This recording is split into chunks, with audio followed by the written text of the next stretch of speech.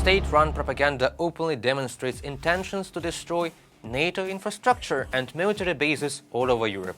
If we listen to Kremlin's top propagandist Vladimir Solovyov outrageously shouting from the blue screen.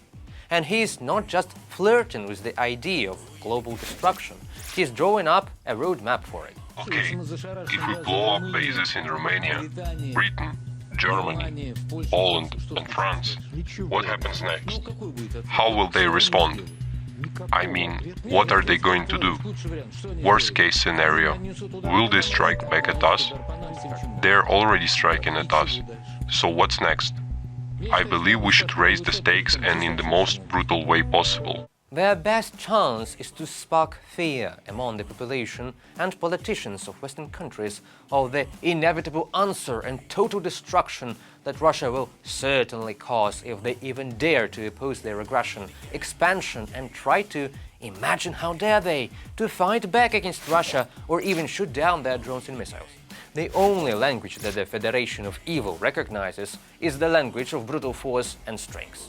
Another Russian professor is obviously obsessed with Alaska somehow. Let's hear out what he's about to say. We need to be more decisive and firm, understanding that missiles from Chukotka and Kamchatka can reach Alaska. This strange obsession with global destruction bravado is easily explained. Russians are desperate to project power despite their losing ground in international isolation, desperate to intimidate the West not to act precisely as needed, to stop Russia by force. On the other part of the world, in the Middle East, Iran fires 200 ballistic missiles against Israel, and most of them have been shot down. However, it is not how Russian television imagines the situation.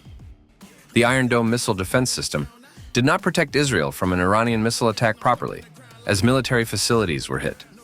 Russian military expert Alexei Leonkov told RIA Novosti, Iran on October 1st hit Israel with a massive rocket attack for the second time in history, calling it an act of self-defense. The Israeli military says about 180 missiles were fired, most of which were intercepted, while Iran says it fired more than 400 projectiles at military targets in Israel and claims that surely hit all Israeli F-35 jets. They are obviously copying someone. For example, Russia's Konashenko with his rhetoric. So both Russia and Iran are following a similar path in disinformation, creating an alternate reality and projecting power even during their failing moments. It is precisely our goal to maintain a sane understanding of their information influence schemes and don't let propaganda win. We in the game.